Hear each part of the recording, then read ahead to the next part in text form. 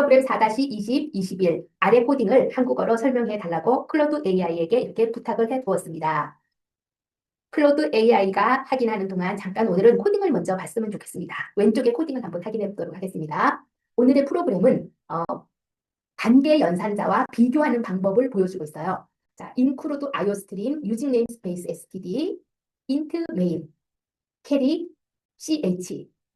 그 다음에 cout으로 enter a digit or letter, 숫자나 문자를 입력해라. ch에다가 c 내 get 한 글자를 ch 변수에 입력을 하는 거죠. 그러니까 숫자가 됐든 문자가 됐든 한 개를 입력을 합니다. 그 다음에 지금까지 계속해왔던 if, else, if 문으로 ch가 0과 크거나 같으냐, 그리고 and. 그 다음에 ch가 9보다 작거나 같으냐, 요거를 확인을 합니다.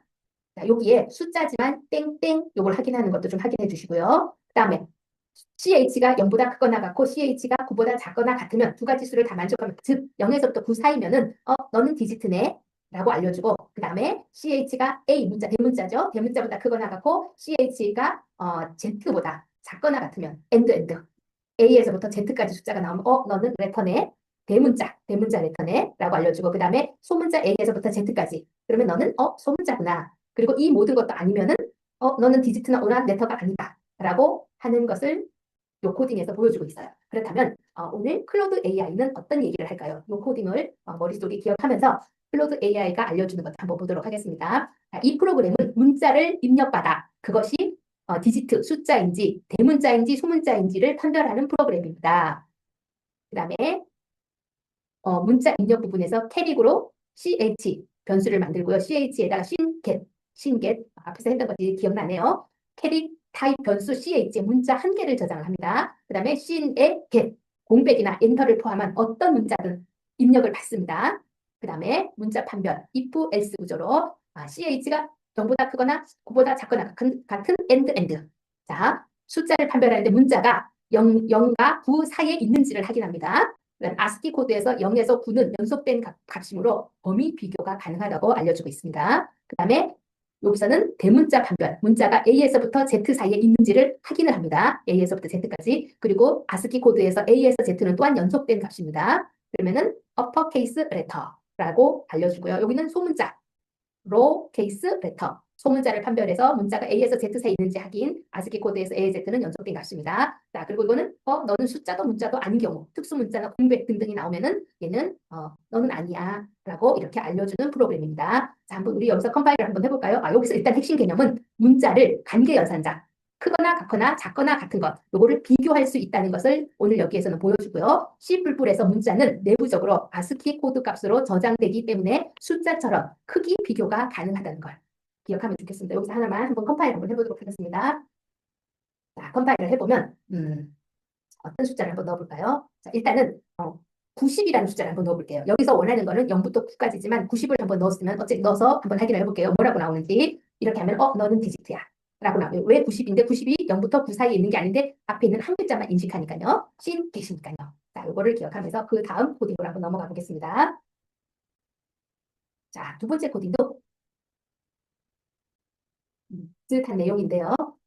자, 일단 코딩을 한번 확인하도록 하겠습니다. 여기도 비슷하게 문자열을 비교하기 위해 관계 연산자를 사용하고 유효한 부품 번호를 사용자가 입력을 할 경우에 거기에 맞는 금액을 알려주는 프로그램입니다. 자, include iostream, include io manipulator 정의를 하기 위해서, 그 다음에 include string using namespace std 헤더를 정의하고요. 그 다음에 메인 함수로 넘어와서 const 더블로 상수, 더블 상수로 price a는 249.0, 그다음에 프라이스 B는 199.0달러로 변수 선언을 하고 금액을 저장합니다. 그다음에 스트링으로 문자로 파트넘을 변수 선언을 했어요. 자, 그다음에 cout으로 이 내용을 알려줘요. 첫 번째 넘버에 금액을 알고 싶은 넘버 S 가운데 바 29A 이렇게 입력을 하면은 정확하게 입력을 하면 여기에 대한 금액을 알려주고요. 그다음에 S29B 요거 하면 요거에 대한 해당되는 금액을 알려준다라는 문구를 출력을 이렇게 해줍니다. 그리고 너는 어떤 거를 알길 원하느냐? 그리고 시인하고 파트넘을 입력을 하라고 합니다. 자, 그리고 정렬은 굉장히 자주 보는 거네요. 그렇죠? 자, 소수점 뒤에 두 글자까지 정렬을 하겠다라고 보여주고 여기서 또 if, else와 else 문이 나옵니다. 자, 여기에서의 오늘의 관계 연산자는 는입니다. 파트넘이 입력한 것이 s 가운데 바 29A와 같으면 프라이스 A의 값을 알려주고 그다음에 파트너미 S의 29B라고 정확하게 입력을 하면 여기 대문자입니다. 대문자로 아주 대문자까지 정확하게 입력하면은 프라이스 B를 알려줍니다. 틀렸을 경우에는 너가 입력한 이 파트넘은 틀렸어 라고 알려주는 요 코딩을 기억하면서 플로드 AI가 알려주는 것은 무엇을 알려주는지 한번 4-21의 프로그램을 확인해 보도록 하겠습니다. 오늘의 이 프로그램은 헤드폰 제품 번호를 입력받아 해당 가격을 알려주는 프로그램입니다. 자, 헤더 파일의 입출력을 위해서 IO 스트림 헤더에 지정하고요. 출력 형식 지정용으로 IO 매니플레이터. 그 다음에 문자열을 사용하기 위해서 스트링을 헤더 파일로 지정을 했습니다. 그 다음에 제품 A의 가격 플라이스 A로 249.0을 콘스트 더블 형식으로 상수로 저장하고요. 입력으로 저장하고요. 프라이스 B는 199.0 제품 B의 가격을 저장해 뒀어요. 자, 그 다음에 제품 정보 안내 입력. 이렇게 제품 정보에 대한 안내 입력을 이렇게 코딩해서 보여줬었죠. 그러면은 스트링으로 파트너, 신 파트너 입력해라. 사용자의 제품 번호를 입력을 해라.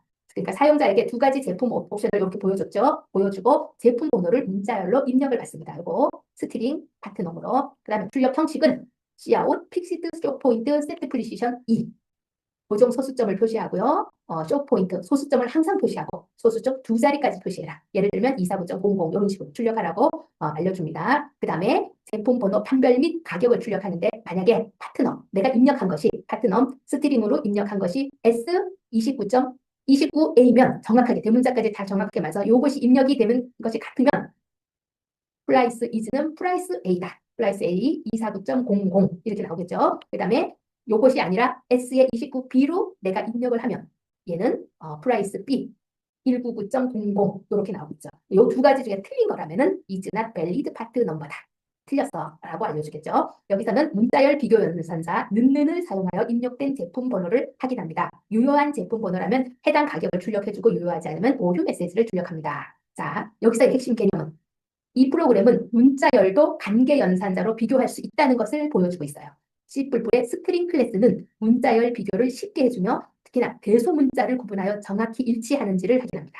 아까 여기에서는 분명히 대문자로 입력을 하라 그랬고 대문자로 저장을 해줬기 때문에 대문자로 해야만 프라이스 A와 B가 나옵니다. 그러니까 대소문자를 구분하여 정확히 일치하는지를 확인해야 된다는 거. 이것을 꼭 기억했으면 좋겠습니다. 여기까지가 클로드 AI가 알려주는 오늘의 프로그램이었습니다. 내용을 알아보도록 하겠습니다. 일단 첫 번째 내용을 보게 되면 그 문자를 이렇게 0에서 9 사이인지 A에서 Z 사이인지 그래서 보면 문자에다 올려놓으면 문자가 의미하는 숫자가 48이라는 걸 알 수가 있어요.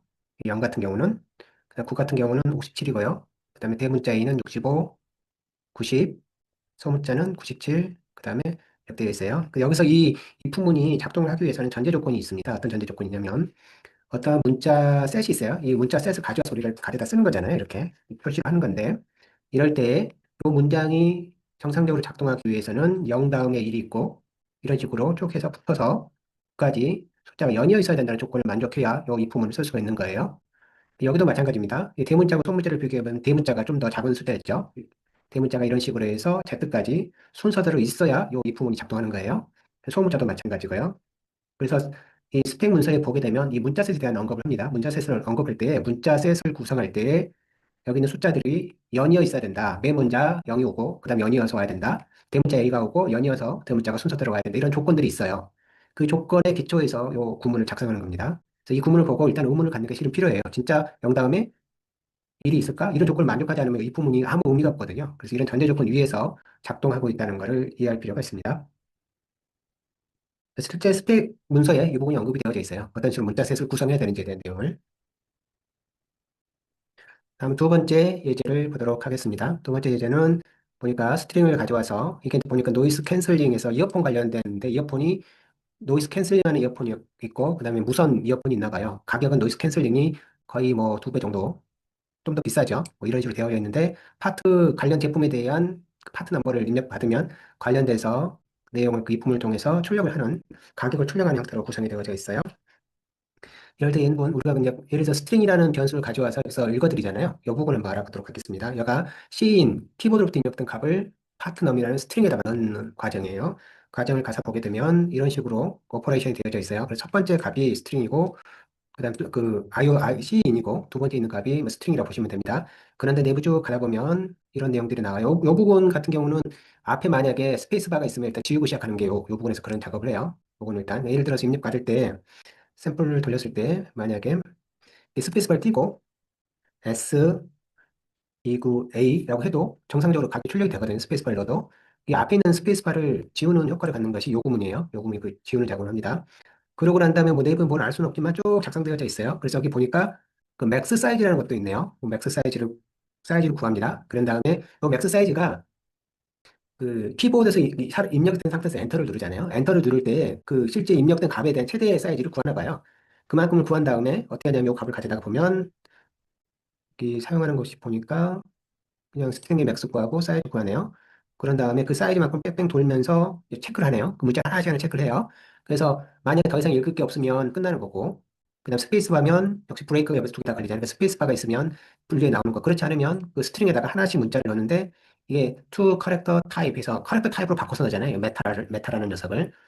그래서 이 내용이 뭐냐면 일단 구분하는 게 마지막 끝이거나 스페이스 바잖아요. 여기서 스페이스 바는 화이트 스페이스 바를 말합니다. 예를 들어서 탭을 쳐도 화이트 스페이스 바죠. 그다음 29A 하고 또 탭을 써요. 그 S29B 요거 또 탭을 터요. 이렇게 해도 읽어드리는 건 얘만 읽어드린다는 뜻이에요. 왜냐하면 앞에 스페이스 바는 위에서 날리고 그다음에 여기 탈출할 때는 어디까지 하면 스페이스 바를 만나는 순간 탈출하잖아요.